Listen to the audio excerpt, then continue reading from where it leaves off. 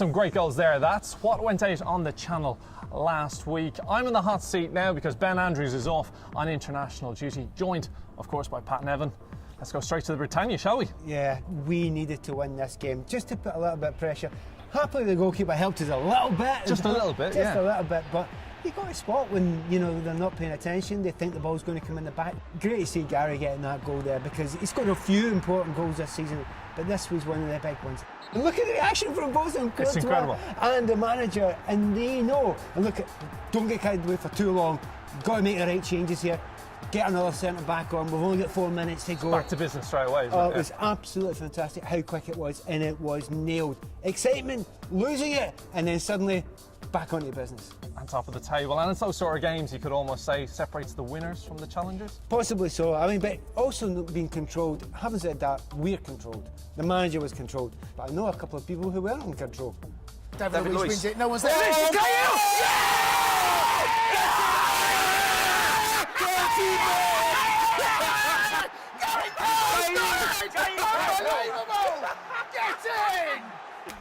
Well, what's your favourite adjective, Pat? We know Conte's is hard, as in hard work. Has to be said, in British football, it's one that's not as often used, but creative. It's not just in football, it's in life generally. If you're creative, you can stand above the rest, and we've got plenty of guys out on that pitch who are creative, and that's mine. And we know Gary Cahill, well, he tried to fit in every adjective into his post-match interview. Gary, how big do those 3 points feel? Huge, massive. Yeah, really big. Well, it's quite funny because Gary was telling us at his most recent audience with that his favourite subject, apart from PE, was, of course, English. Second to that was probably English, although you hardly understand any of my English, do you? Sometimes you fight in the He school. never understands my English. I think it's my Yorkshire Oh, accent. Gary, so this it's is true. not clear. Gary, speak with me and say, what? I say, all right. And then I come to John and say, I didn't say anything. Yeah, you, But just, you can tell when someone's not got your English when you're talking to him and he's just nodding like. I'm Scottish, you're Irish. I am. We've got a Serb next. We do, who's been talking about all things first this week.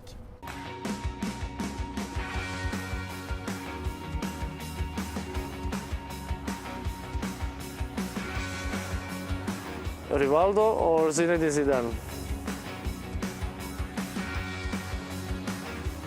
Steak? Renault Megane, the grey one, was the best car in the world. Memorable first job?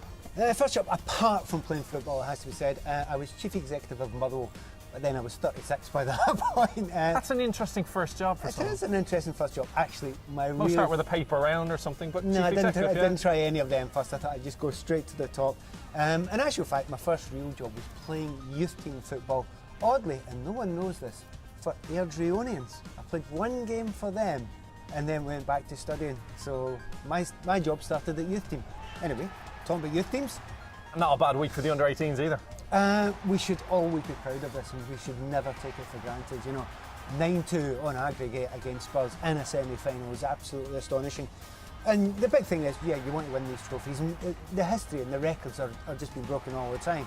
8 out of the last 10 finals Chelsea have been in. We're going to win 4 in a row now. I mean, that's absolutely extraordinary. I think it's going to be Manchester City, probably. Well, Ike Ugbo was very modest after the game in response to one of Neil Barnett's more peculiar questions. Now, the crucial statistic. Goals scored for the youth team. Dominic Solanke, 36. Tammy Abraham, 44. Ike Ugbo, 46. I think it's always good looking at all the other players, top strikers like Dom and Tammy doing well. I think it's something good to aim forward to. Who's the better looking of the three of you? Of course, I have to say myself. But we all look good. Well, Pat, you know what's next? I do. It's Game of Words. So, Pat, Tammy Abraham back amongst the goals. Never get fed up talking about him. He's had a little bit of an injury, but it has to be said this is a top quality goal. Not expecting to score that one. Nips in front of the defender there, and a top quality celebration as well. The man's back on form. Big future. Of course, it's not just him. Charlie Colkin amongst the goals. on the continent. Bertrand Traore, Andreas Christensen, of course Juan Cuadrado as well. We seem to forget about him sometimes. We do forget about him, but all these players are out in London. Not just the ones that are scoring, but the ones that are playing well as well. Well, the ladies were back in action, a whole host of new faces, including new signings Crystal Dunn and Ramona Bachmann, and they were in the side, and amongst the goals, they looked impressive. Yeah, I think this is going to be a massive season, not just for Chelsea Leeds, but all the women's football teams. And you want to start well, and it's against Doncaster Bears, who were the powerhouse in the past of English ladies football. But the new players starting well. I mean, 7 goals in an FA Cup game is big, but it's going to be tough this season. I really do think this could be the season where it all busts open for women's football. Well, it's not just on the pitch they're showing off, they're even more impressive on the training ground. Do you know what? If this is a deliberate nutmeg, and I'm going to give her it, it's top quality. Just about, yeah. That's absolutely genius. Talk about players who score goals. If you actually seen this in the Premier League, you'd be happy. Gee, bang, back in it. Pick that one out. That's Nevin technique there, isn't it? I would be absolutely delighted with that one, and I think she's quite pleased with that, isn't she? Just and a rightly tad. so. Well, just before we leave, some bizarre things on social media this week. Pat Batshuayi turning up for Belgium duty, looking like this. Do you know what? I've tried really hard to get an excuse for him. The best I can do is he's turned up for international duty, he's left early in the morning, and he's got dressed in the dark. I seem to go back to the 80s, and you were in something similar, Well, weren't do you know the stripy bits down there? In Scotland, when we played, the lads seen these shots, and we thought, no, Gaffer, don't make it as well then. It made even me look fat. Trust me, I wasn't fat. So, Pat, what's your favourite pizza? It's got to be a Diavolo. It has to be hot for me. However, take this on board.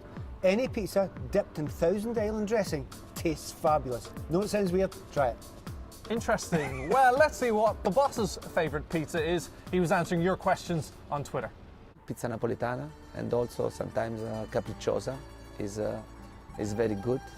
Yeah, but I like a lot. I'm not going to argue with the manager. He's Italian, he knows his pizza, so I am going to try one of them as well. Not for me, I'm all for Hawaiian. That's all for this week. We'll leave you though with the best bits from this season at Cobham.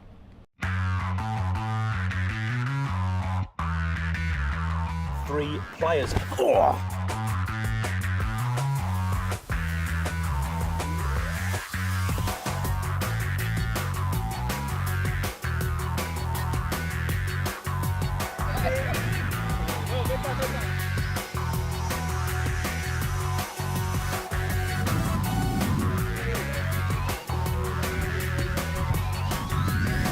Premier League game.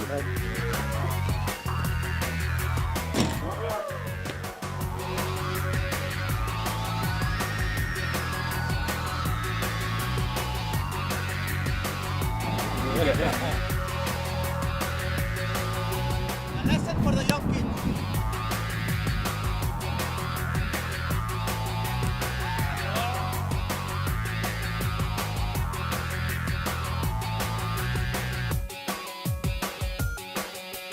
Go in search of another. Oh! I'm tapping out.